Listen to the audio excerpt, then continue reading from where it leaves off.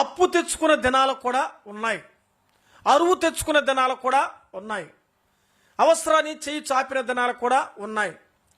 దేవుడు అన్నాడు, ఏదో ఒక విధమైన చేతనైనను దేవుడు మన కుటుంబాలు ఏం చేస్తున్నాడు, పోషిస్తూ ఉన్నాడు. ఇది గుర్తుంచుకోవాలి. తగిన కాలంలో నీకెప్పుడు ఏది కావాలో ఆయన ఏమిస్తాడో తెలిసిన ఇచ్చిస్తున్నాడు. అంత మాత్రమే కాదు, ఆయన ఆహారం ఇస్తాడు, ఆధిక్యతలు ఇస్తున్నాడు.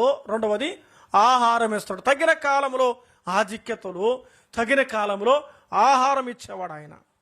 నీకెప్పుడు ఏది కావాలని ఆహారం ఇచ్చాడు.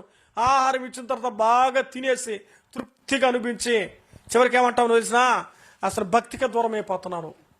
ఈరోజు చాలామంది ఆహారం లేదప్పుడు దేవుడు సమృద్ధి ఇచ్చే కొద్దికి వారు సేవ మానేస్తున్నారు, వాళ్ళ భక్తి మానేస్తున్నారు. కడుపుండా తిన్నామా, జీవితాన్ని బాగా సుఖంగా పెంచుకున్నామా, అగ్నిగుండానికి సిద్ధం చేసుకున్నామా, వారి కడుపే వారి దేవుడు అయిపోతా ఉంది.